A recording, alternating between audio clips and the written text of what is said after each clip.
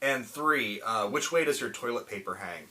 I don't have a cat, so my toilet paper hangs so the loose part is over top. Because if you have a cat, which I had a cat way back in the day who would always do this, if it hangs over top, they'll just sit there and unravel the entire thing, so you have to put it backwards on there. But since Duncan leaves the toilet paper roll alone, I'm able to have it the correct way, which is you pull down and rip. So that's Jamie for you. God, we need to get him on the podcast. We were planning on it, and then he got busy with work, and then it's just like we just, kind of forgot to get you back on. Yeah, he's kind of, he likes to do weird things. His he used to do a lot of pickups videos and things like that, and then, he got busy with work, so he just started putting up all these, really random, just bizarre, funny videos, and, I don't think he's put up anything here lately, but, let's see, Aerodynamish, he wrote a little comment saying he would come back with some questions later, so we'll move on. Holy Kale 1 asks, what is your favorite Final Fantasy character? And that's a tough one. But I can't pick one because I feel like both characters kind of go together, and that's Locke and Rachel. Or Locke, well, Rachel figures into it, but Locke and Celis from Final Fantasy VI. I just love that sort of that love story of Locke having to get over his past with Rachel, and Celis being kind of reserved and unavailable because she only views herself as this military soldier, and it's fun, especially in the second half of the game. It's fun in the first part of the game because you kind of see the sparks fly a little bit, which is really awesome for a video game that relies on 16-bit sprites. And then later in the game, you kind of see it really fully blossom, and you understand both characters really well. Mr. RPG Crazy and I kind of have a back and forth about the Final Fantasy VI characters, because some of them, like Yuimaru, which is a bonus character, and even Gao was pretty fleshed out, but some of them are not as fleshed out as others. They don't all get their moment in the sun. But for some reason, maybe it's because I played the game so many times, those characters really stick with me, and I really feel like I have an understanding of their storylines. And the love story between Locke and Celis has always been one of my favorites in video games. This is going to be a long one. Yeah, this is going to be one. Hoyter Frankie asks, this is the comment. I've seen Castlevania Lament of Innocence, as well as what looks like Alice Madness Returns on your shelf. Both are my favorites. You said in the past that you loved Castlevania franchise. Did you quit playing them after LOI? If not, what are your views on Lords of Shadow? As to Alice, do you find these semi-serious games pulling you in instead of a more challenging game as you get older? I'm older too. Personally, with life's challenges, I don't find the need the game giving me more. Okay. So, he's asking about Lament of Innocence, which is somewhere up here, and Alice Madness Returns. I've not played either. Those were kind of random pickups, which Alice Madness Returns I really wanted to play because of Chargeback Forward's really awesome review of it. And I do kind of like these games that don't get their moment in the sun. There's a lot of games out there that just kind of get breezed past because these AAA titles come out. As far as Castlevania goes, I've played the old NES ones. I've played, which one is it on the DS I have? Aria of Sorrow? One of the Sorrow games, whatever Sorrow games on the DS. And Rondo of Blood on the PC Engine, and Symphony of the Night. And that's, I played the GBA ones, but I don't have them anymore because I traded them back in because I was stupid. And I have some other Castlevanias that I've kind of tried out. But it's a series that I prefer, the Metroidvania style to the traditional action platformer style of the series. And then with the 3D ones, I haven't got into yet. And Lords of Shadow, I don't even own. I've been meaning to pick it up because Steven told me it's pretty good. But I just haven't. And with all the games I have, and everyone asking, how do you find the time to do all this? I really need to get through some games before I pick up some other stuff. But as far as Alice Madness Returns, yeah, like we were talking about this on the Facebook chat because SMT, the SMT series. I'm talking about how I want to go into the other games, and they're hard. And we're talking about we'll just play them on easy and how that's kind of frowned upon. I don't really have time for challenging games anymore. I work a 40-plus hour. It's more like a 50-hour a week job, and then I'm on call all the time. And a lot of times I come in from work, I don't even game. I just throw on some DVDs and just veg out and then go to bed because it's like I have 3 hours before I really need to be in bed. So like I remember the days of like just storming through Halo on Legendary, and I remember in Halo 2 there's this spot in the first stage where the elites are storming the station, and on Legendary there's this one spot where it's like it just feels impossible because there's so many elites, and you have basically the submachine guns and a battle rifle, and I would spend like an hour and a half getting past that part on Legendary, and now I'm just like fuck that noise, normal, and I'm gone. I like Halo 4. I haven't even touched it Legendary, and I don't want to because I have other things to play. So, but I do prefer like these really very mature storylines, but I also like the kind of silly storylines as well. RPG Fan Fest or Fanatist. RPG Fanatist. I think it's weird you don't have more subs. Not really a question, but I agree. But I have found that with more subs, it's like what Biggie says: "Mo money, mo problems." I really kind of like back when it was a little close-knit group and kind of I knew who everybody was commenting because I only had a few subs. Now, like, with more subs comes more people that I don't know, and like I don't know their sense of humor. I don't know if they're joking or not, or if they're trolling me, and a lot of stuff with people just random people watching the videos, which is good, and I like it, but then sometimes they're like, hey, you don't know what you're talking about, and I'm like, well, I never really kind of said I did, I'm just doing this as a hobby, so I like having subs because I like meeting new people, but at the same time, you kind of get some riffraff, and that, it's amazing how you could read all these awesome comments, and then you read like one negative comment, and you're like, oh, I suck, but that's it. Koki4000 asks, what is your favorite Nintendo franchise? And that's a tough one because there's a lot of great Nintendo franchises. I'm going to go with two. One, and both of them are very sort of like, Nintendo does not believe in these franchises. It seems like one is coming around, but one of them is Fire Emblem.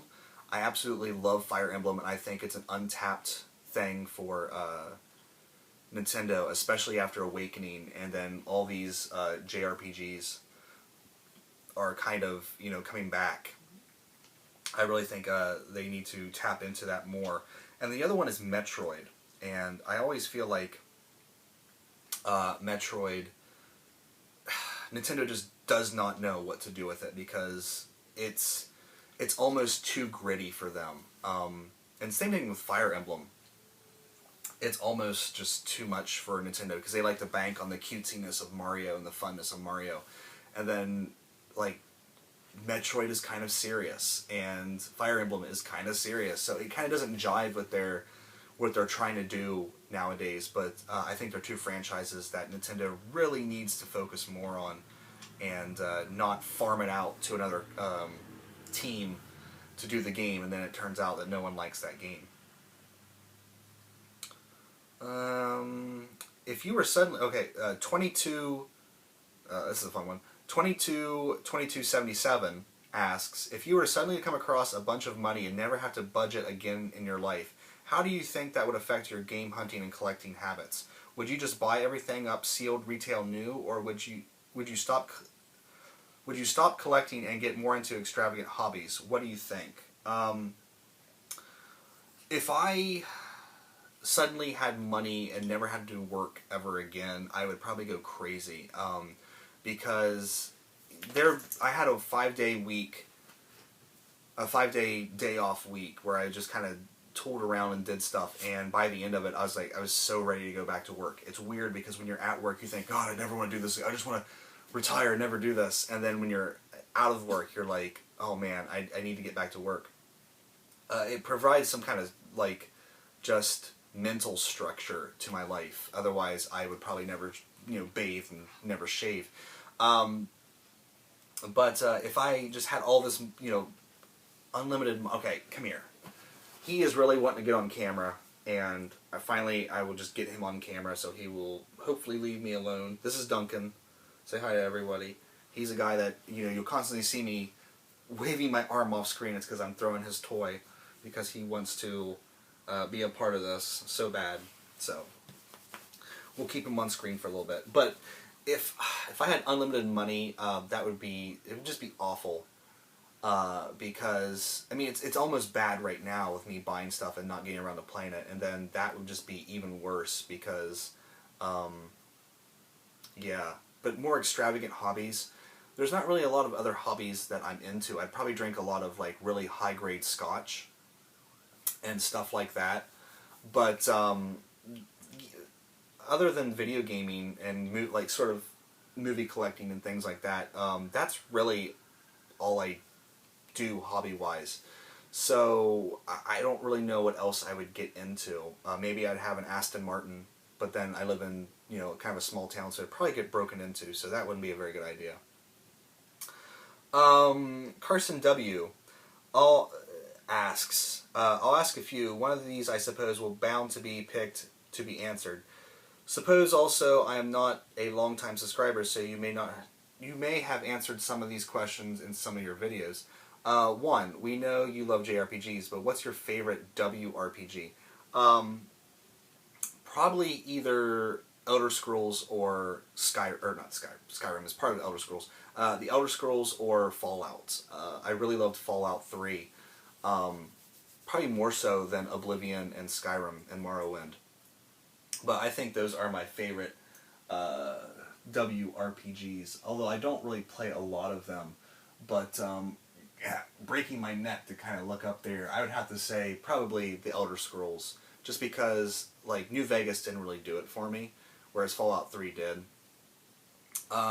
Besides RPG, what is your favorite genre? I probably would say shmups are next.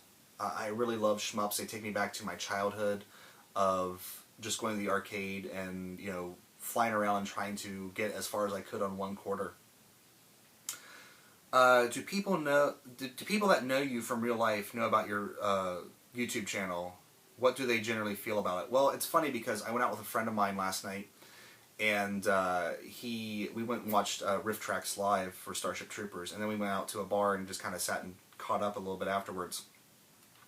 And he was talking about how much he watches the channel and how much he likes it. And then he was telling me about all these other people that he works with that I don't even know. I don't know these people, but they watch my channel also and they really like it. So it ranges from that to some people will be like, you're on YouTube and you talk about video games. That's kind of weird, It kind of runs the gamut.